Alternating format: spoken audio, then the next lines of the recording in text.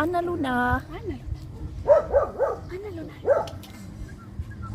Tuossa on kotikokeilussa, mutta siellä oli muita eläimiä, niin kuin hevosia ja lampaita. Niin niistä hän ei oikein tykännyt, eikä sitten oikein muista tyttökoirista. Mutta poikakoirien kanssa tulisi toimeen ja on tosi ihana koira. Noin.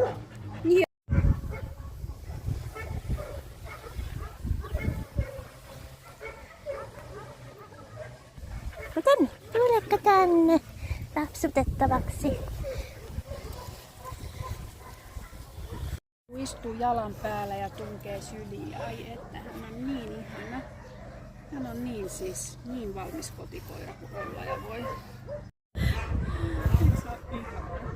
Se on niin ihana koira.